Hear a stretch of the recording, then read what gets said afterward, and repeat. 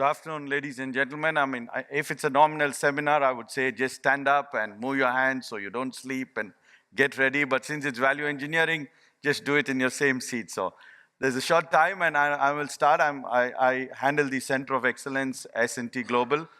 Since we're talking about technology, I'm sure all of you all know about Moore's Law. So I'm going to go real quick on this because we've got a lunch to catch in the afternoon and I think one more session. So that's S&T. We have a global presence and we are into real estate, interior, civil, contracting, mining, and information technology. We work all over the globe, so we have sort of some experience everywhere. Our technology center is driven in India because, you know, we get good labor, good sort of computer brains, as they say. And so quickly back to the subject. So that's, I think, a McKinsey study which shows the index of where technology is used in construction. And you would see, I think, other than hospitality, construction is the lowermost. So the GDP share is 3% and the employment share 5%. And that was the statistics. You need to see how much scope we have for technology. That's even more about different types of technology. And I think here they say other than agriculture, that's the lowest place where we use technology. So technology has a big opportunity in the construction industry. So we've been always an avid user of technology. Sometime in 2013, we went on to the cloud. So we set up our cloud at that time when we couldn't get Amazon also to help us, where a guy just had to get his computers on and he's on to our whole network of value to the company. So that's where we started. We set up a sort of a data center far away. That's a resource with around 130 engineers working far away from the site, just trying to deliver value to the organization. We are in the next phase now. As I said, technologies are disrupting the construction industry. I've spoken about this and I feel the model is changing. So that was the conventional approach of value engineering where all people were bothered was about CapEx cost. And that's the new redefinition. It's aided by technology. We look at CapEx, OpEx, as well as sustainability. So that's where value engineering is taking us with this technology. So the value engineering impact study shows that, you know, the best potential of value engineering change, and there's been different people speaking about it over all three panels, happens only at the concept stage. So as we move forward, you could only do, like somebody jokingly said, cost cutting. You can't do value engineering. So value engineering happens at the initial stage. So that's just how, in a traditional delivery, at that point, you know, it happens at 3 between design and construction, and we've been speaking of IPD in the previous panel, and you can see where the effect has. I mean, of course, these are data known to most of you value engineers, and that's just a simple example of an equipment where the price is what is the prime consideration, and you could see it's like an iceberg. Most of the hidden costs are down there. So that's the importance of getting, let's say, good equipment suppliers on board earlier. So that's a link to a total life cycle model. I'll sort of skip that because everybody knows nowadays PPP is treated with the full total life cycle. So I'm explaining a short life cycle of the project: pre-design, design, construction, sales, and then the living building. So that's where we are, and that's where technology affects us.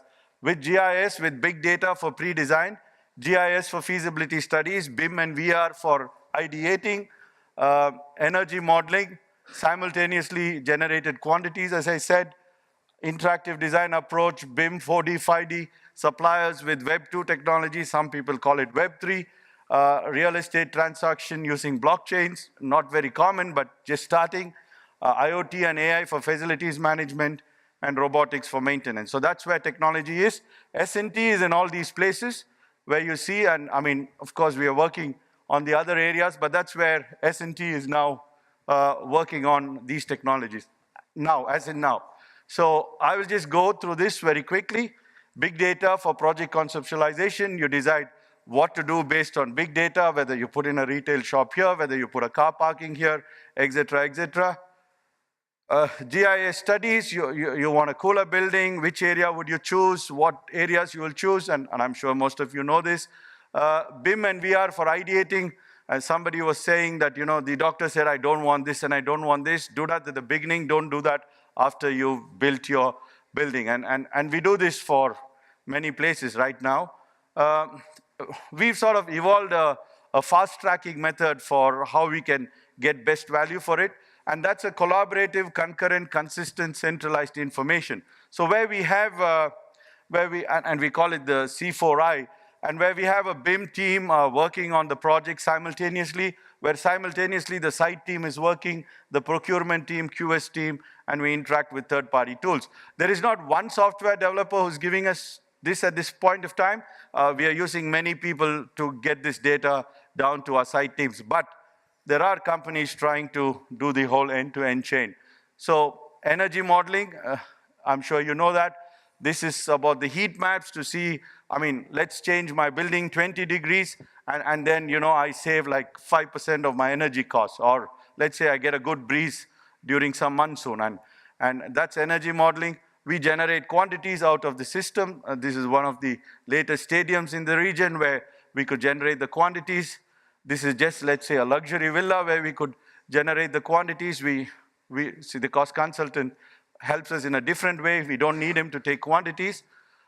These are real measurements, and I think we are talking about refits in this region, and this is where we had to refit an aircraft, where we just took LiDAR, we took the laser, kept it there, took the 3D model, applied on it, made sure that we had no problems, so that we could just go on constructing it straight, giving it to the factory. That's cloud points measurements. Carve to fabrication, we make our designs, send it straight to CAM.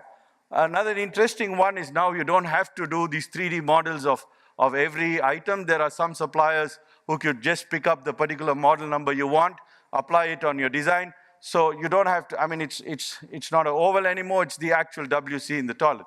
This is one of the, and they give you the 3D model. So we can talk to them, we don't have to, you know, the normal process is saved, we save some money. BIM 4D and 5D, many people talk about it. I think the latest, if you want to deliver value ahead of time and on project, you can debate this in your sort of room, and that's the, if you could see the top right-hand corner, you could see on each day what is being built. So these are used for discussing, hey, you got to come in now, subcontractor 1 or subcontractor 2, because we're closing down, and that's sort of the, that's what you can do now, and you can discuss this in your room rather than going on site and say, hey, I've done this now remove this, I've got to fix stuff like that. And using blockchains, it's still sort of a much used word, not very common, and I'm sure in another year or two, these blockchains transactions will come. VR walkthrough, so you can, again, this is at the sales area, but you can still use VR walkthrough to save. So now about IoT and AI, and we do a little bit of this. I think most of you all have heard most of these things. I will just try to go to, that's the sensors. We've gone to our own implementation. So this is a feedback we need for the value chain. So you need, like, it's sort of a control system. You need to get data from existing machines to understand what's the cost and the value of new machines. So unless you have old data, we did speak about data and information. So this is available now for you to collect what's your energy cost, what's your carbon print, and that, so that can be fed back at the initial stage for you to then make an analysis of what type of equipment you want. And then we hand over this full model to the facilities management. An interesting thing happens in that. As I said, I think legislation is very important for us to save money for our respective countries. Robotics for maintenance is another area where you could save some money. And I'll just go through this maybe a little bit more slowly. So that's the traditional model, where you have an owner, you have a designer, you have a cost consultant, you have a contractor who has a subcontract, supply chain, sales, and maintenance. So the old value engineering used to happen between the cost consultant and the contractor. And we've lost most of the money. And this is a new technology model, and I've seen how technology is affecting different areas of the life cycle of a project. And you know, you need to get people working together. And that's what's happened to technology. So technology is now, everybody is together. So I call this the amoeba model. So where owners, developers, specialists, costing accountants and finance firms, maintenance, contractors, designers get together to value engineer the project to get you a good CapEx, OpEx, and sustainability. That's how now the curve changed. So you can, at an early stage, achieve the total life cycle cost, which is what we were all looking for. Having said this, and I know I went a little bit quick, but we're heavy for lunch. If there's any questions you would like to ask, I'll just like to take it, but otherwise, thank you very much. Thank you very much, Venu. Quite interesting, especially the amount of technologies you guys use. Well done.